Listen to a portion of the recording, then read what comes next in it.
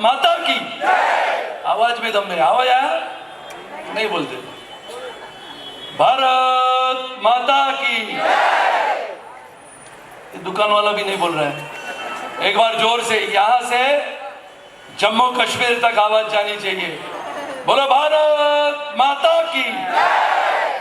आज की पोल खोल सभा के लिए उपस्थित जिन्होंने इस कार्यक्रम के लिए पिछले कई दिनों से मेहनत की, जिसका नतीजा हम सबके सामने ऐसे विधानसभा के अध्यक्ष सम्माननीय श्री सुरेंद्र गुप्ता, युवा मोर्चा के अध्यक्षा श्री नरेश शाह, महिला मोर्चा की अध्यक्षा रेशमाताई निवळे, महामंत्री गणेश जाधव, नीरव मेहता, राजेश भट्ट, इस मंच पे विराजमान इस वार्ड के नगर सेवक सम्माननीय श्री प्रवीण भाई शाह, नगर सेविका बीनाबेन दोषी, नगर सेविका अंजलिताई खेड़कर, पूर्व नगर सेवक शिवानंद शेट्टी, उपस्थित सभी भारतीय जनता पार्टी के देशभक्त कार्यकर्ता, पदाधिकारी और इस सभा को सुनने के लिए आए हुए सभी देशप्रेमी नागरिक भाइयों और बहनों, मैं सर्वप्रथम आपका अभिनंदन करता हूं, आपको धन्यवाद देता हूं। वैसे ज्यादा अगर हिंदी में बात करूं तो पहले शिवसेना कहेगी कि देखो ये हिंदी में बात करते, आणि म्हणून तुम्हाला सांगतो की जर मराठी माणूस असेल तर सुनील राणे पण मराठी आहे, मराठा आहे, या कोकणामधून आलाय, आणि त्यामुळे मराठी आणि मराठी आमचीच मातृभाषा आहे। आणि मी म्हणजे मुंबई, मी म्हणजे महाराष्ट्र, मराठी म्हणजे महाराष्ट्र, होय मराठी म्हणजे महाराष्ट्र, पण मराठी म्हणजे भारतीय जनता पार्टी मध्ये असलेला मराठी माणूस, तो सुद्धा छत्रपती शिवाजी महाराजांना वंदन करतो, तो सुद्धा म्हणतो जय भवानी जय शिवाजी, तो सुद्धा मराठी माणूस,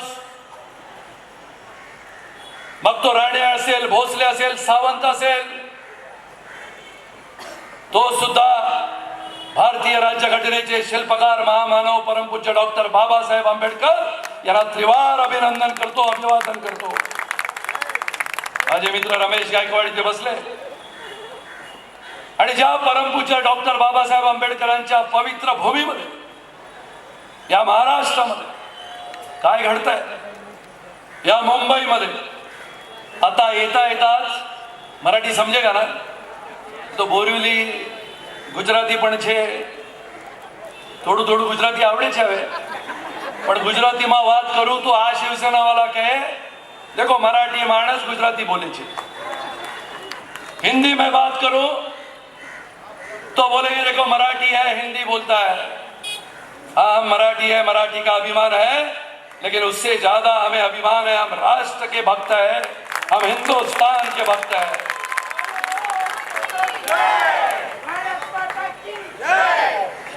और ये सभा ज्यादा देर नहीं चलाऊंगा, जब तक आप में दम है भारत माता की घोषणा से ये बोरिवली स्टेशन का परिसर, ये पुलिस स्टेशन से जाते हुए रेलवे स्टेशन तक ये भारत माता की जैसी आवाज ये गूंजने की आवश्यकता है, ये कहने के लिए हम आए। मी विचार केला, आता येता येता टीव्ही मध्ये एका शिवसेनेच्या प्रवक्त्याचं भाषण ऐकलं। त्यांनी काय सांगितलं की महानगरपालिकेमध्ये सत्तेमध्ये शिवसेनेबरोबर भारतीय जनता पार्टी होती। हो होती, आम्ही कधीच नाही म्हटलं नाही, पण आम्हाला माहिती नव्हतं छत्रपती शिवाजी महाराजांच्या या महाराष्ट्रामध्ये जसा अफजल खानाने पाठीमागे खंजीर खुपसला, तसा शिवसेनेने भारतीय जनता पार्टीवर 2019च्या निवडणुकीनंतर खंजीर खुपसला। ठीक है, त्याची आता आम्हाला सवय झाली है, हम सत्ता में आना भी नहीं चाहते हैं, लेकिन सत्ता में जिस दिन आएंगे 2/3 बहुमत लेके भारतीय जनता पार्टी सत्ता में आएगी और ताकत से कहेंगे अगर इस देश में रहते हैं तो हिंदुत्व का नारा भी देंगे, ये देश में रहते हैं तो हिंदू होने का अभिमान हमको है, वो डंके की चोट पे कहेंगे। बाकी की धर्मों का भी सम्मान करेंगे, लेकिन इस देश में रहते हुए जय श्री राम का नारा यहां पर नहीं लगाए, तो क्या पाकिस्तान में जाके लगाए? अगर बारी आई पाकिस्तान में जाने की, इस्लामाबाद में जाने की, तो भी वहां पर जाके जय श्री राम का नारा लगाने की ताकद हम रखते हैं. आणि म्हणून त्या प्रवक्त्याचं भाषण ऐकलं. ते म्हणाले शिवसेनेबरोबर भारतीय जनता पार्टी सत्तेमध्ये होती. हो होती, पण आमचा एक तरी नगरसेवक दाखवा, एक तरी नगरसेविका दाखवा जी स्थायी समितीची अध्यक्ष होती. क्या बीनाबेन थी? क्या प्रवीण भाई थे? क्या विद्यार्थी सिंह थे? किसी के हाथ में स्थायी समिति की अध्यक्ष होने की जिम्मेदारी नहीं थी. लेकिन 2014 से 2019 हमारे साथ में शिवसेना भी थी. हर एक मुद्दे पे देवेंद्र जी को आड़े हाथ लेने का काम ये करते थे. मैं आते आते हमारे गणेश खंडकर जी का भाषण सुना. त्यांनी काय सांगितलं की भ्रष्टाचाराचा पोल खोला है. आज भ्रष्टाचार की पोल खोल में आंकड़ा देने वाला हूं. वैसे तो आंकड़ा पहले वर्ली से आता था, पता है कि नहीं? हाँ, चाचा को पता होगा. नहीं, आपको ये नहीं मालूम होगा. क्या नाम था? रतन खत्री. ये सब तुमको मालूम है. कमाल है तुम्हारी. तुम तो गिरगांव से आए थे. हाँ देखो, अब पहले आंकड़े ऐसे आते थे जो वर्ली की सभा में जाते हुए रतन खत्री आंकड़े देते थे. मैं आते आते देखा की आरोग्याच्या विभागामध्ये काय घडलं. तुम्हाला सगळ्यांना मराठी कळत असेल. आरोग्य खात्याचं बजेट आहे 3200 कोटी. विचार करा भाई और बहनों, 3200 करोड़ की लागत का ये विभाग है. चलो मान लो 25 वर्ष से शिवसेना सत्ता में, आम्ही सोडून देऊ की 25 वर्षाचा हिशोब नको. गेल्या 10 वर्षामध्ये 3200 कोटी रुपये प्रत्येक वर्षाचे जर पकडले तर 32,000 कोटी रुपये आरोग्याच्या विभागावर खर्च करायचे. आरोग्याच्या विभागावर 32,000 कोटी गेल्या 10 वर्षामध्ये खर्च करायचे होते. किती खर्च केले काही आकडा मिळत नाही.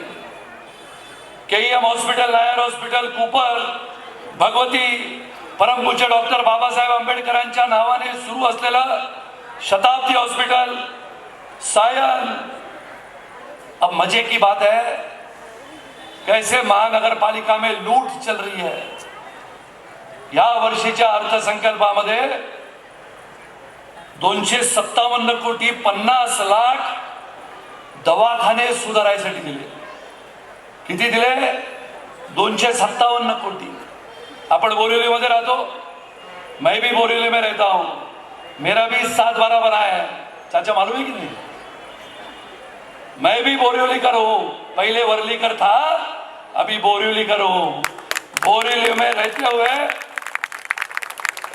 हमने देखा कि मनोरी और गोराई गांव के दवाखाने की स्थिति. महानगरपालिकेच्या अधिकाऱ्यांना विचारलं की गोराई आणि मनोरी मध्ये कुत्र्याचं चावला तर औषध मिळत नाही. खरी गोष्ट आहे. आणि साप जर चावला तर 100% मृत्यू आहे. मी समजू शकतो. वाड्यामध्ये असेल, पुढे गेलो जव्हारमध्ये असेल, मोखाड्याला असेल, रत्नागिरीच्या दुर्गम भागामध्ये असेल, पण बोरिवलीच्या समुद्राच्या पलीकडे गेल्यावर गोराई मनोरीमध्ये परिस्थिती भीषण आहे. मी विचारलं दवाखान्याचं काम का नाही करत. सरकारकडे उत्तर द्यायला वेळ नाही. महानगरपालिकेला विचारलं, महानगरपालिका म्हणते दवाखान्यासाठी पैसे नाहीत. मग विचारलं की महिला गरोदरपणामध्ये त्या गोराई मनोरीकडून आपल्या पलीकडे येतात, अनेक महिलांना त्रास होतो. त्याचं उत्तर महानगरपालिका द्यायला तयार नाही. पण महानगरपालिकेच्या प्रस्तावित बजेटमध्ये प्रसूतीगृहाच्या दर्जोन्नतीसाठी 35 कोटी 38 लाख खर्च कुठे करणार माहिती नाही. भांडूप, नाहूर येथे सुपर स्पेशालिटी हॉस्पिटल 360 बेडच्या हॉस्पिटलसाठी 670 कोटी रुपये. हॉस्पिटल नाही, जागा नाही, बांधकाम नाही. 670 करोड़ रुपया, चांदिवली संघर्ष नगर 322 करोड़ रुपया, ओशिवरा 151 बेडचं हॉस्पिटल 118 कोटी. माझा प्रश्न आहे महानगरपालिकेला, माझा प्रश्न आहे आदरणीय मुख्यमंत्र्यांना, मला सांगा, तुम्ही माहूरला हॉस्पिटल बनवता, तुम्ही चांदिवलीला हॉस्पिटल बनवताय, तुम्ही ओशिवराला हॉस्पिटल बनवताय, बोरिवलीच्या आमच्या लोकांसाठी हॉस्पिटल का बनवत नाही याचं उत्तर कोण देणार आहे? विचारलं गेलं, कोविड मध्ये मृत्युमुखी पडलेल्या मुंबईतील लोकांची संख्या किती आहे माहिती आहे रमेशजी? किती आहे? मुंबई मधला आकडा महानगरपालिकेने दाबून ठेवला तरी 20,000च्या वर आहे. बोरिवलीमध्ये मी मगाशी येता येता चर्चा केली, विचारलं कि बोरिवली में आर सेंट्रल में कितने लोगों का निधन हुआ, तो करीबन 1,000 लोगों का बोरिवली के आर सेंट्रल विभाग के तहत निधन हुआ. सरकारने सांगितलं 50,000 रुपये देऊ, सांगितलं कोविड मध्ये ज्या नागरिकांचा मृत्यू झाला त्यांना 50,000 रुपये देऊ, सांगितलं की नाही? किसको मिला? मिळालं का? किसी को मिला? आप में से किसी परिवार के सदस्य को मिला? मैंने पूछा तो कहते हैं कि ऑनलाइन है. मी विचारलं की ऑनलाइन आहे तर काय केलं आपण? 50,000 कोणाला दिले याचं उत्तर महानगरपालिका द्यायला तयार होत नाही. विचार करा, कोरोनाच्या कालावधीमध्ये महानगरपालिकेने खर्च किती केला? महानगरपालिकेने मार्च 2020 ते सप्टेंबर 2021 खर्च केला 2,764 कोटी. आपको मालूम है? कोणाला माहिती आहे?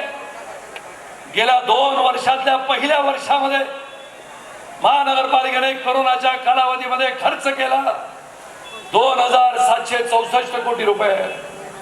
त्याच्यानंतर तिसरी लाट येणार म्हणून 500 कोटी पुन्हा खर्च केले आणि एकंदर 3,382 कोटी रुपये खर्च केले. विचार करो आरोग्य की स्थिती कैसी है. आणि एवढे खर्च करून सुद्धा मागच्याच महिन्यामध्ये काय काय घडलं? तो हॉस्पिटलमध्ये ICU मध्ये ऍडमिट केल्यानंतर एका पेशंटचा उंदीराने डोळा खाल्ला. मागच्या वर्षी महानगरपालिकेच्या एका हॉस्पिटलच्या ICU मधल्या पेशंटचा घुशीने पाय खाल्ला. विचार करा, महानगरपालिकेकडे असलेले हे हॉस्पिटल महानगरपालिका पैसे देऊन सुद्धा चांगल्या पद्धतीने आरोग्याच्या सुविधा देऊ शकत नाही. त्यांना विचारलं गेलं, महानगरपालिकेचं उत्तर द्यायला एक बोलका पोपट बाहेर आला.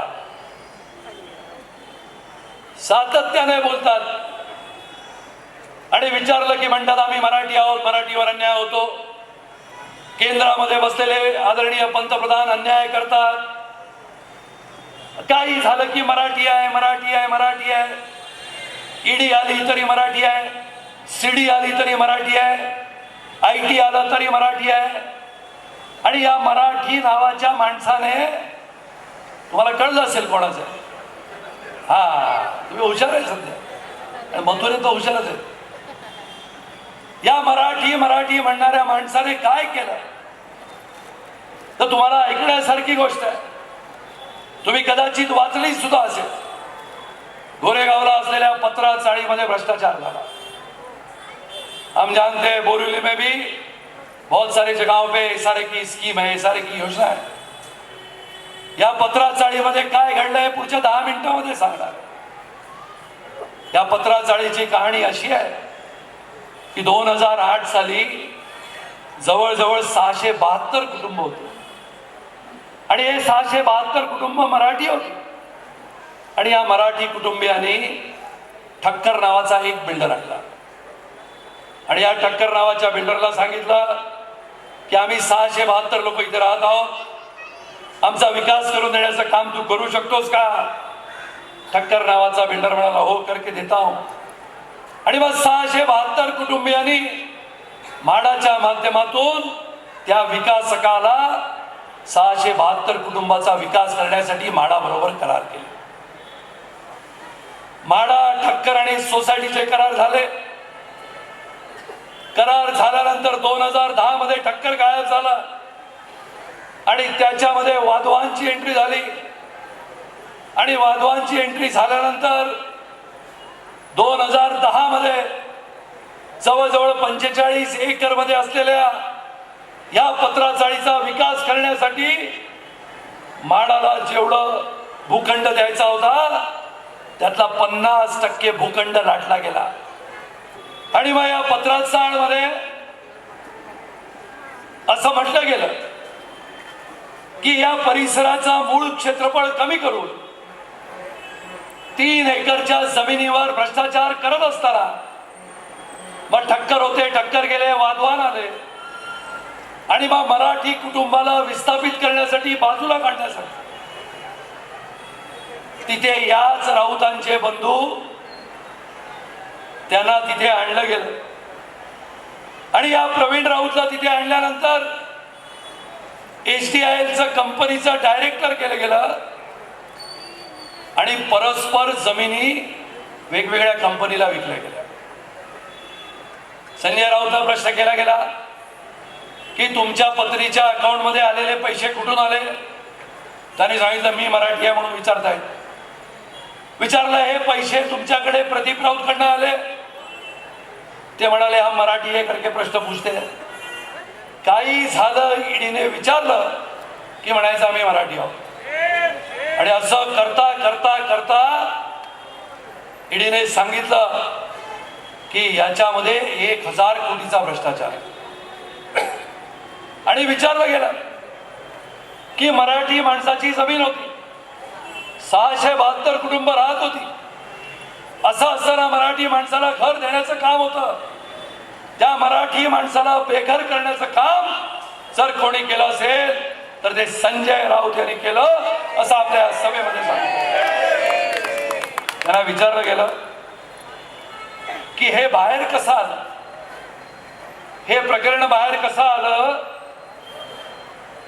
तर ही गोष्ट आहे 2018 मध्ये त्यावेळेचे मुख्यमंत्री सन्माननीय देवेंद्रजी गोरेगावला आले होते. आणि गोरेगावला आले असताना एका गणेश मंडळाला भेट दिली. तेव्हा पत्राचाळीतील लोक येऊन सन्माननीय देवेंद्रजींना भेटले आणि म्हणाले मुख्यमंत्री आम्हाला न्याय द्या. या पत्राचाळीमध्ये आम्ही अनेक वर्ष राहतोय, आम्ही गोरगरीब आहोत, मराठी आहोत, पण आम्हाला ठक्करने, वाधवांनी न्याय दिला नाही आणि तुम्ही तरी आम्हाला न्याय द्याल अशी अपेक्षा आहे. आणि देवेंद्रजींनी सांगितलं हो, उद्या सकाळी मंत्रालयात गेलो की या पत्राचाळीची पहिली चौकशी लावतो. आणि दुसऱ्या दिवशी सन्माननीय देवेंद्रजी मुख्यमंत्री असताना मंत्रालयात गेले आणि दुसऱ्या दिवशी या पत्राचाळची चौकशी करण्याची त्यांनी मागणी धरून लावली. त्यामध्ये काय समजलं? SD महाजन नावाचा अधिकारी निलंबित झाला आणि SD महाजनच्या मागोमाग ईडीने जेव्हा आता धाड घातली तेव्हा प्रदीप राऊत जेलमध्ये गेले.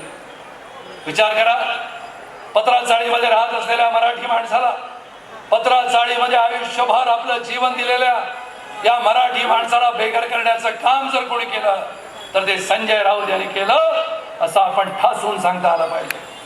आणि म्हणून महानगरपालिकेला विचारलं गेलं की पिण्याच्या पाण्याच्या प्रश्नावर आपण काय करतो? महानगरपालिका सांगते 1 मे पासून सगळ्यांना पाणी देणार. गिरीकुंजचे लोक आले का? गिरीकुंज नाही आले. बोरबाटपाडा आले की नाही आले? तिघांनाच पाणी मिळेल. कुठे आहे? 4. बोरबाटपाडा हात उपर करा आहे. महानगरपालिकेने म्हटलं की पिण्याच्या पाण्याच्या योजना सगळ्यांना देण्यात येतील आणि 1 मे पासून सगळ्यांना घरोघरी पाणी देणार. मगाशी मी आकडेवारी बघत होतो की मुंबई महापालिकेचे दरवर्षी 200 कोटी रुपये पाण्यामध्ये जातात.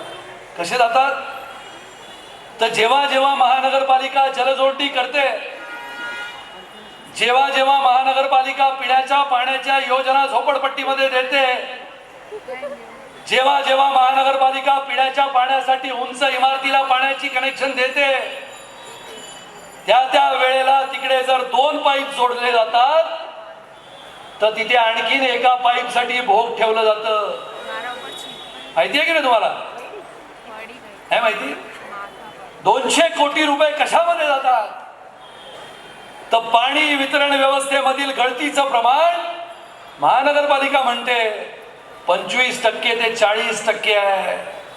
म्हणजे विचार करा, 2000 कोटी रुपये महानगरपालिका खर्च करते आणि 2000 कोटी रुपयांपैकी 40% जर आपण पकडलं तर 80 कोटी रुपये किमान, म्हणजे 800 कोटी रुपये किमान महानगरपालिकेचे दरवर्षी पाण्याच्या गळतीमध्ये जातात. त्यांना विचारलं गेलं की मुंबई महानगरपालिकेच्या माध्यमातून गोरगरीब जनतेला पाणी कसं देणार? शिवसेना को पूछा गया कि पानी कैसे देंगे, राष्ट्रवादी कांग्रेस और कांग्रेस की सत्ता को पूछा गया. लेकिन एक मजे की बात ऐसी है कि कांग्रेस महानगरपालिका में शिवसेना के विरोध में काम करती और वही कांग्रेस मंत्रालय में गई तो शिवसेना की गोदी में बैठती. नाना पटोले महानगरपालिका में आया तो रवि राजा की बोलती बोलता है और वो वहां पर मंत्रालय में गए तो शिवसेना के बारे में बोलते. हमने पूछा कि महानगरपालिका ने पीने की पानी देने के लिए क्या योजना बनाई,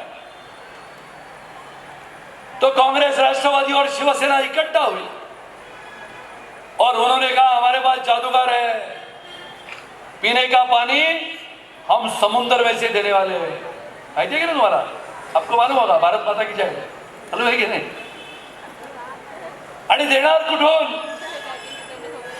तर बोरिवलीच्या पलीकडे असलेल्या मनोरीच्या समुद्रामधला पाणी आणणार आणि मनोरीच्या समुद्रामधला पाणी आणून तिथे खाऱ्या पाण्याचं गोडं पाणी करणार. आता शिवसेना, कांग्रेस आणि राष्ट्रवादी कांग्रेस एकेकाळी अल्लाउद्दीन और जादुई चिराग हुआ करता था. आता कोण अल्लाउद्दीन आणि कोण जादुई चिराग माहिती नाही, पण ते म्हणतात खारं पाणी गोडं करणार आणि या मुंबईकरांना देणार. माझी विनंती आहे शिवसेना, कांग्रेस आणि राष्ट्रवादीला, मेरी विनती है असलम शेख इनको कि जाके मनोरी में हालत देखो. वहां पर तो हर घर में जो मैला निकलता है, जो शौचालयों से मैला निकलता है, उसको लेके जाने के लिए गाड़ियां आती है. और विचार करो, हमारे सब भाई बहन जो इधर बैठे हैं वो जाके समुद्र में जब नहाते हैं, यही महानगरपालिका वो मैला समुद्र में छोड़ती है. कभी मनोरी गोराई के समुद्र में न जाना. आने के बाद परफ्यूम की दुकान को भेंट देना पड़ेगा. हाँ, चाची को समजा. आणि विचारलं गेलं की मनोरीमध्ये तुम्ही कसं करणार आहात? त्यांनी सांगितलं मनोरीमध्ये खारं पाणी आणणार, गोडं करणार, मुंबईकरांच्या तोंडाला पानं पुसणार आणि दाखवणार 8000 कोटी रुपये खर्च झाले, पण समुद्राच्या पाण्यामध्ये मीठ जास्त होतं म्हणून तुम्हाला काही पाणी देऊ शकलो नाही. निवडणुकीमध्ये मतं द्या, खारं पाणी गोडं करतो म्हणून सांगणार. होशियार होने की आवश्यकता है. एक नहीं, दो नहीं, पिछले कई वर्षों से लगातार शिवसेना, कांग्रेस और राष्ट्रवादी ने ऐसे ही वचन देते हुए हमारे महानगरपालिका के चुनाव के माध्यम से हमारे गरीब लोगों के वोट लिए. हमने पूछा आरोग्य के बारे में बात करते हो. मैंने असलम शेख को प्रश्न पूछा, मनोरी मध्ये कोरोनाच्या कालावधीमध्ये एकही लस पाठवली नाही, एकही लस. आप रिकॉर्ड करो. मैं तो पुलिस को भी कहना चाहता हूं कि ये मेरा भाषण रिकॉर्ड करो और सन्माननीय श्री असलम शेख को भेज दो और पूछो कि क्या मनोरी के गांव में, जो इनका गांव है, वहां पर इनका रेशन का दुकान है, मनोरी के गांव में रहने वाले हमारे गौर गरीब जनता को एक लस नहीं है। एक सरकार किसकी है? सरकार में बैठे हुए मंत्री जिस गांव से आते हैं उस गांव में एक लसीकरण का कार्यक्रम तो छोड़ो, एक नागरिक को लस देने का काम नहीं किया। मैंने और भारतीय जनता पार्टी के कार्यकर्ताओं ने 7,500 लोगों को वहां पर लसीकरण का कार्यक्रम किया। अभी तो परिस्थितियां बदल रही है। हमने महानगर पालिका को पूछा कि परिस्थितियों में ध्यान देते देते नाला सफाई के बारे में हमने पूछा आणि नाल्याचे आकडे बघितले तर तुमचे डोळे फिरतील असे आकडे आहेत। मी कालपासून बघत होतो की नाले सफाई माझे मित्र, माझे सहकारी, मुंबईचे पूर्व अध्यक्ष आणि भारतीय जनता पार्टीचे नेते आशिष शेलारजी सगळीकडे फिरतायत। आणि आशिष शेलारजींना मी विचारलं की सगळीकडे नाले फिरतात, काय परिस्थिती आहे? ते म्हणाले नाल्यांची परिस्थिती इतकी भयंकर आहे। आणि मग मी आकडे शोधले। आकडे शोधल्यानंतर परिस्थिती बघितली तर नाले सफाईसाठी, मराठी समजताय ना, नाले सफाईसाठी या वर्षी तुम्ही महिलांनी ऐकलं पाहिजे, महानगरपालिकेने 150 कोटीचं कॉन्ट्रॅक्ट। अभी इनको क्या है, 100 करोड़ तो इनको लगता ही लगता है। काही झालं, कांदे बटाटे विकत घ्यायचे 100 कोटीचे घ्या, हळदी कुंकू करायचं 100 कोटीचं करा, गॅस पाईपलाईन द्यायची 100 कोटीची करा, महिलांना साड्या वाटायच्या 100 कोटीच्या वाटा। बात ही नहीं करते। ऐसा होगा कल मार्केट में भी आएंगे तो 100 करोड़ की खरेदी करो। आणि विचारलं गेलं 150 कोटी कशासाठी? एकच गोष्ट बघा, खार, वांद्रे, अंधेरी, गोरेगाव, मालाड, कांदिवली, दहिसर, बोरिवली गायब आहे, इथे लिहिलेलं आहे। मी तुम्हाला काहीतरी सांगतो असं नाही। पश्चिम उपनगरातील खार, वांद्रे, अंधेरी, पूर्व, पश्चिम, गोरेगाव, मालाड, कांदिवली, दहिसर, बोरिवली, छूमंतर। बोरिवली भाजप का गड आहे, छूमंतर किती कोटी? 86 कोटी रुपये फक्त नाल्यामधला गाळ काढण्यासाठी, 86 कोटी रुपये। हमने पूछा कि भाई ये ऐसा क्यों है? मिठी, पोईसर, बोईसर, दहिसर आणि ओशिवरा नदी या नदींमधला गाळ काढण्यासाठी वेगळे 250 कोटी रुपये। महानगरपालिका को पूछा, अभी तो और आगे की बात है, आप सुनोगे तो आश्चर्यचकित हो जाओगे। 160 कोटी रुपए या वर्षी खर्च करायचे। अभी नाले में से गाळ निकालना है, नाल्यामधला पाणी काढायचं आहे, खाली तो उतरू शकत नाही, मग पंप पाहिजे। मग पंप कितीचे पाहिजे? तर तुम्हाला आश्चर्य वाटेल, 140 कोटी रुपये मिठी नदीसाठी, 20 कोटी रुपये बाकीच्या नदीसाठी आणि 380 पंप घेण्यासाठी जवळजवळ 383 कोटी रुपये। 454 कोटीसाठी 30 प्रस्ताव। विचार करो, 1 करोड़ का एक पंप। पहले वो कहानी थी ना, मराठी में कहते थे, लाकूड तोड्याची कुऱ्हाड विहिरीत पडली, राजा इंद्रदेवाला कुएं में गया। आता 1 कोटीचा एक पंप म्हणजे त्या नाल्यामध्ये काय असेल विचार करा। नाले सफाई के नियम कड़क करेंगे, ये क्या करेंगे? ये अंडरग्राउंड जाएंगे, स्विमिंग करते करते, तैरते तैरते। तुम्ही आकडे लिहून घ्या, मी हे पूर्ण तुला देतो पुढच्या। पुढे त्यांनी काय केलं? 15 जून पर्यंत 75% नालों की सफाई होगी। विचार करा, 75% नाल्यांची सफाई कशी होऊ शकेल? अजूनही कंत्राट दिले नाहीत, कॉन्ट्रॅक्ट दिले नाहीत, पण मुंबईची तुंबई करण्याचं काम शिवसेना, काँग्रेस आणि राष्ट्रवादी या मुंबईमध्ये करू शकते, हे पुन्हा एकदा ते दाखवून देणार आहे। मुख्यमंत्र्यांनी सूचना दिली, मुख्यमंत्र्यांचं भाषण आहे, मुख्यमंत्र्यांनी सूचना दिली, नाले सफाई 31 मे पर्यंत पूर्ण करा। कशी करणार? काही माहिती नाही. ऑनलाईन आले, भाषण केलं, गेलं. महानगरपालिका म्हणाली साफ कसं करायचं, आणखीन पैसे लागतील. म्हणाले ठीक आहे, आणखीन पैसे लागतील तर आणखीन देऊ. नवीन रखडलेल्या कामाची सुरुवात करण्यासाठी पैसे दिले. आता मला कळत नाही, तुम्ही विचार करा, नाले सफाईच्या मागच्या वर्षीच्या पंपासाठी 250 कोटी. मग ते पंप कुठे गेले? ते गेले भंगारमध्ये. मग भंगार कोण घेत होता? भंगार कोण घेत होता? मी नाही म्हणत, हे शरद साठवला माहित नाही. तू बोल बघू, जोरात जोरात बोल. कोण घेत होता? कोण घेत होता? दिलीप रेकॉर्ड कर. मग हे भंगार 250 कोटीचं गेलं कुठे? म्हणजे आकड्यांवर जर लक्ष ठेवलं तर लक्षात येतं की काँग्रेस, राष्ट्रवादी आणि शिवसेना या महानगरपालिकेमधून गोरगरीब जनतेची लूट करण्याचं काम करत आहे. आणि म्हणून या महानगरपालिकेच्या निवडणुकीमध्ये जेव्हा कधी निवडणुका होतील तेव्हा भारतीय जनता पार्टीचा महापौर या मुंबई महानगरपालिकेमध्ये बसवायचा आहे.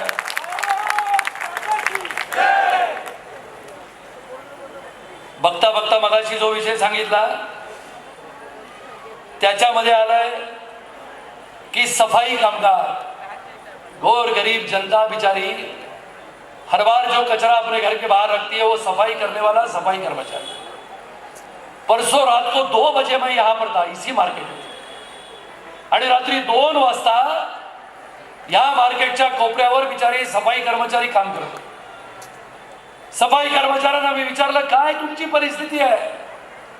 ना पायामध्ये बूट आहेत, ना चेहऱ्यावर मास्क आहे, ना युनिफॉर्म आहे, ना हातामध्ये ग्लोव्ज आहेत. अख्खं मार्केट बिचारे 4 लोक रात्री 2:45 ते 2:30 वाजेपर्यंत साफ करतात. मी विचारलं, महानगरपालिकेला विचारलं, शिवसेनेला विचारू इच्छितो की सफाई कामगारांची पालिकेवर धडक कशासाठी आहे? सफाई कामगारांचे पैसे कुठे गेले? त्यांनी काय म्हटलं सफाई कामगारांनी की महापालिकेचे 95 कोटी भविष्य निर्वाह निधीमध्ये पगारानंतर जमा केले जातात. स्वतःचे 95 कोटी जमा केले गेले, पण आमचे 190 कोटी रुपये महानगरपालिकेकडे दिसतच नाही. कौन पूछ रहा है? गोर गरीब बेचारा वो सफाई कर्मचारी जो रास्ते साफ करता है, शौचालय साफ करता है, पूरी मुंबई को साफ रखता है, वो पूछता है हमारे 190 करोड़ रुपया महानगरपालिका ने कहां पर रखा है? महानगरपालिका जवाब देने के लिए तैयार है. अभी इन्होंने तो और मजा की, सभी हमारे नगर सेवकों को नया शासन लाया. काय केलं त्याने? तर महानगरपालिका 8 मार्चला बरखास्त केली. इकबाल सिंग चहल यांनी एक पत्र पाठवलं आणि सांगितलं की याच्या पुढे नगरसेवकांना नगरसेवक म्हणायचं नाही, नगरसेवकांना माजी नगरसेवक म्हणायचं. आता एक पात्री कारभार, एक छत्री कारभार, एक अंमली कारभार फक्त सरकारचा चालेल. शेवटच्या 6 महिन्यामध्ये 41 कोटी रुपये दिले. माहिती है कि तुम्हाला? और वो 41 करोड़ रुपया, ये मायूस क्यों है हमारे नगर सेवक बेचारे? इनके पास कुछ आया नहीं, बराबर ना? उदास क्यों है ना? उदास होय म्हणते. आता तुम्हाला आकडेवारी सांगतो, सत्ताधारी पक्षाने स्वपक्षाच्या नगरसेवकाला, शिवसेनेने आपल्याला, काँग्रेसने आपल्या नगरसेवकाला, राष्ट्रवादीने आपल्या नगरसेवकाला किती पैसे दिले? तर 4,56,50,840 रुपये कमी पडले, खर्च करू शकले नाही. 41 कोटी पैकी परत गेले. बीनाबेन को दिया होता, आसावरी दाई को दिया होता, विद्यार्थी जी को दिया होता, तो हमारे नगर सेवकों ने खर्चा किया होता. प्रवीण भाई को दिया होता, मार्केट की गल्लियां साफ होती. तुम्ही ऐकताय पाण्याचा प्रश्न आहे, मार्केटमध्ये ऐकताय. आणि मग बघितलं तर निधी कोणाला दिला? तर शिवसेनेला दिला 31,59,99,160 रुपये. किती नगरसेवक आहेत? जा रहा है भारत माता की जय, आ रहा है, आएगा ना, जरा ध्यान दो, आएगा वो। शिवसेना 31,61,99,160 रुपये 97 नगरसेवक आहेत, त्यापैकी 91 नगरसेवकांना दिले. काँग्रेस 29 नगरसेवक आहेत, 3,95,00,000 रुपये दिले. राष्ट्रवादी काँग्रेस 9 नगरसेवक आहेत, 2 नगरसेवकांना 75 लाख दिले. समाजवादी पार्टी 6 नगरसेवक आहेत, फक्त एकाला दिले, तो पण अबू आसिम आजमीने सांगितलं असेल, दे दो इसको, एकाला 50 लाख. और बेचारे गोरगरीब अपने अपक्ष है.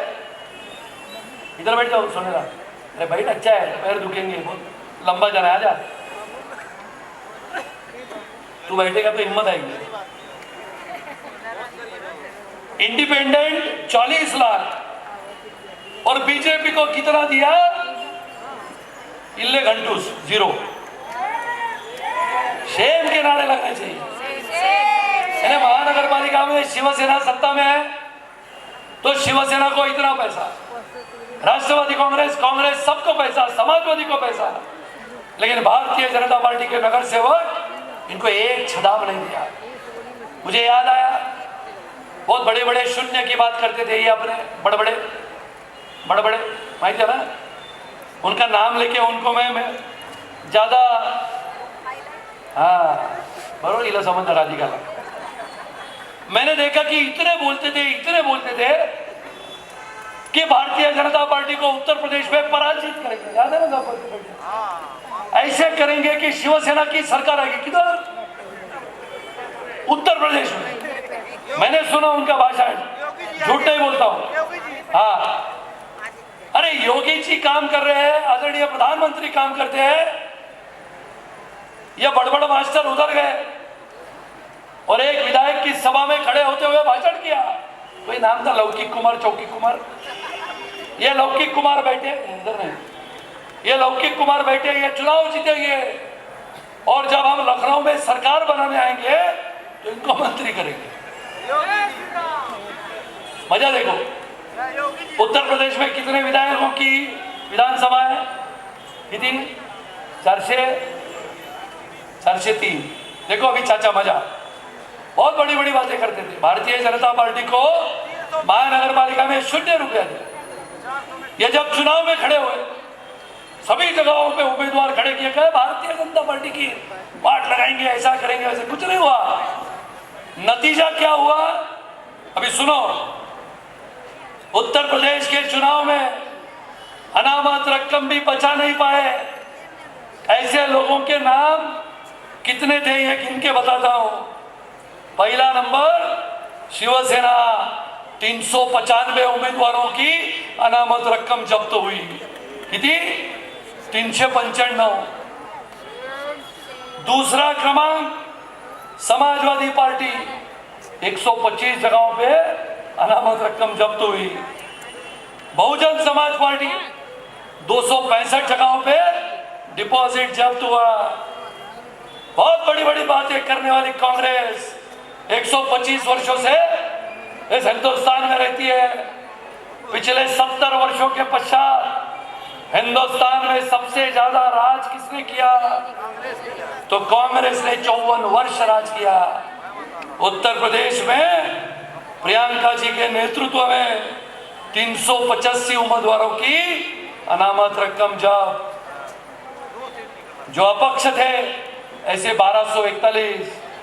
भारतीय जनता पार्टी का एक इतना एक वो भी थोड़ा सा चाहिए ना. कभी कभी हम खुद से रन आउट होते हैं की थोडा मॅच में मजा भी चाहिए.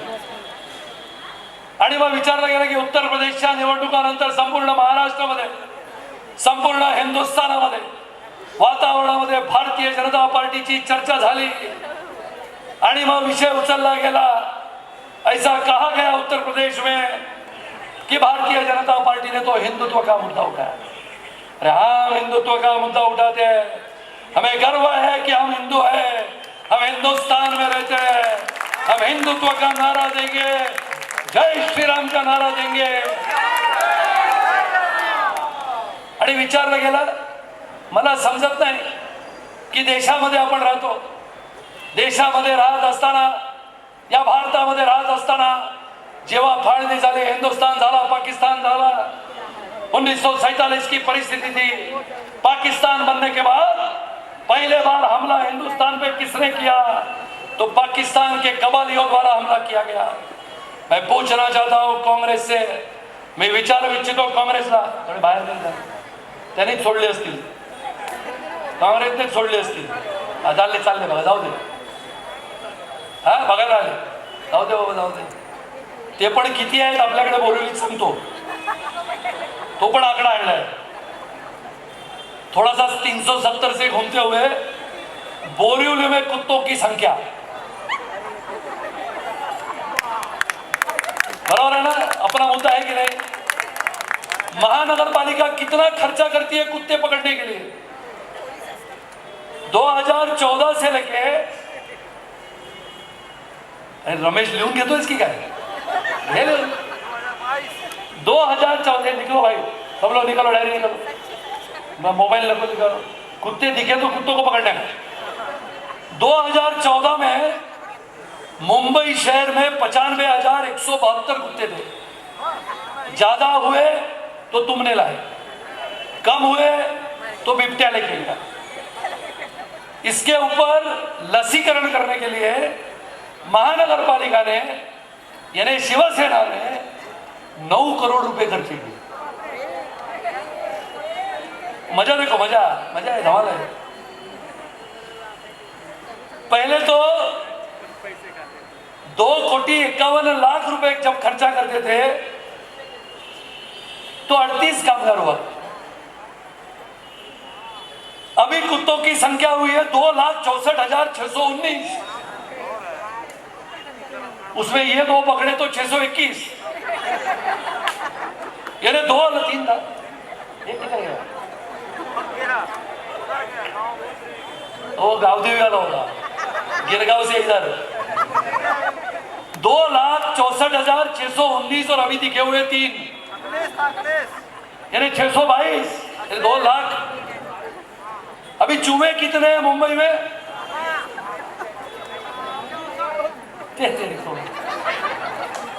तुम्हारे उतने 64 क्या? 23,67,529 और आधा है ना? हाँ, आधा बिल में, ये बराबर होशियार है। वो जब गिनने को गए तो आधा बिल में था। और चूहे मारने के लिए महानगर पालिका ने इस साल कितने रुपए खर्चे किए? 1 करोड़। और ये महापौर कहती है कि चूहे मारे, कहां पर गए ये आपको बताऊं कैसे?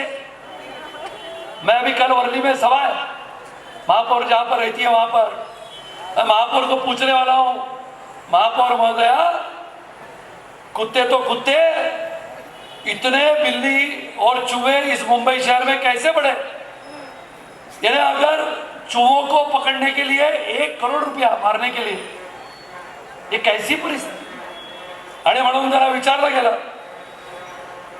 कि पिछले 6 महीने में महानगर पालिका ने क्या क्या बांटा, आपको मालूम है कि नहीं? ये बेचारे कुछ नहीं बांटे। काय काय वाटलं गेलं? शिलाई यंत्र, कुकर, मिक्सर, वॉशिंग मशीन, घड्याळ, साडी, चप्पल, हेअर पिन, मेकअप, घरघंटी। महानगरपालिकाने काय करायला पाहिजे? शौचालय बनवायला पाहिजे, हॉस्पिटल चांगली दिली पाहिजे, गोरगरीब जनतेला चांगल्या आरोग्याच्या सुविधा दिल्या पाहिजे, झोपडपट्टीमध्ये राहत असलेल्या आपल्या माणसाला पिण्याच्या पाण्याच्या योजना दिल्या पाहिजे। लेकिन महानगरपालिका ने शिवसेना, कांग्रेस और राष्ट्रवादी के नगर सेवकों के माध्यम से, चुनाव के दृष्टिकोन से साड़ी, गैस, तुम्हें वाटला की काय? टेप टेप टेप नहीं, टैब, टेप येणे और टेप होता है, हा टॅब। आणि विचारलं गेलं की हे सगळं दिलं तर बोरबाट पाड्यातल्या 4 महिला आल्या आणि त्या म्हणाल्या मिक्सर दिला पण इडलीचं भांड नाही दिलं। इडलीचं भांड दिलं तर म्हणाले इडलीचं पीठ नाही दिलं. महानगरपालिका म्हणाली पुढच्या वेळेला 100 कोटीचं इडलीचं भांड आणि इडलीचं पीठ वाटू. महानगरपालिकेला विचारलं गेलं, अनेक प्रश्नाची उत्तरं नाही. आणि म्हणून एका बाजूला केंद्रामध्ये असलेले आदरणीय प्रधानमंत्री नरेंद्र मोदी, मैं पूछना चाहता हूं शिवसेना को हिंदुत्व के बारे में. राष्ट्रवादी कांग्रेस और कांग्रेस को हिंदुत्व की भाषा शायद पता नहीं होगी. 370 की धारा को समाप्त करने के लिए 70 साल लगे. ये पाकिस्तान के पश्चात आतंकवादियों के खिलाफ ये देश में अगर किसी ने लड़ाई खेली होगी तो आदरणीय प्रधानमंत्री श्री नरेंद्र मोदी जी ने लड़ाई की. अभी मैं कुछ आपको वाक्य बताने वाला हूं मेरे भाषण समाप्त करने के पहले. ये वाक्य मेरे नहीं है, ये वाक्य उन महापुरुषों के हैं, ये वाक्य उन नेताओं के हैं जिन्होंने हिंदुस्तान का भविष्य लिखते हुए ये वाक्य को लिखा है. आपको ये वाक्य के पश्चात अच्छा लगा तो आपके नारों से, आपके आवाज से, आपकी भारत माता की जय से ये बोरिवली का स्टेशन गूंज के उठना चाहिए. पहले कहता हूं वीर सावरकर ने क्या कहा. वीर सावरकर ने 1949 में कहा, एक दिन आएगा जब वोट के लिए कांग्रेसी नेता कोट पर जनेऊ पहनेंगे. ये वीर सावरकर जी ने कहा था. बोलो भारत माता की. अटल बिहारी वाजपेयी जी ने 1999 में कहा, एक वोट से हार गया हूं, एक दिन ऐसा आएगा इस देश में भारतीय जनता पार्टी 2/3 बहुमत से लेके देश का प्रधानमंत्री भारतीय जनता पार्टी का होगा. वाजपेयी जी ने कहा, एक दिन पूरे देश पर अगर किसी का राज होगा तो भारतीय जनता पार्टी का राज होगा. 1999 में कहा.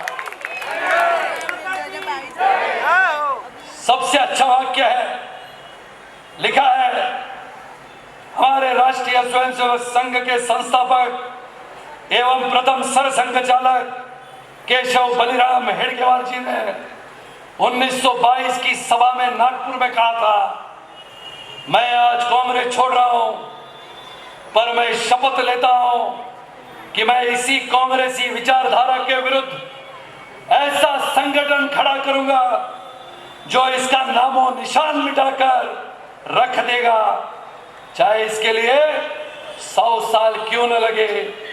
800 साल की गुलामी के पश्चात 100 साल और सह लेंगे, लेकिन सही संगठन होगा. भारत को फिर अखंड बनाएंगे, अखंड भारत का नारा देंगे.